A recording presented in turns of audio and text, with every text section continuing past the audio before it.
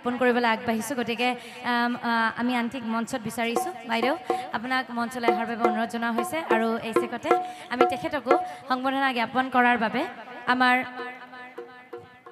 পূজা কমিটিৰ সম্পাদক শ্ৰীযুত উত্তম সিংহ মহাশয়ক বিনম্ৰ অনুৰোধ জনাইছোঁ।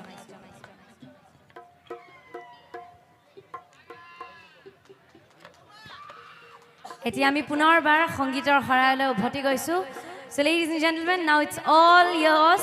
আৰু এই আমাৰ মঞ্চত পুনৰবাৰ সংগীত পৰিৱেশন কৰিবলৈ আহিছে আমাৰ সকলোৰে মৰমৰ our very beloved, very beautiful and very talented, the one and only Mosami Alifa. Thank you.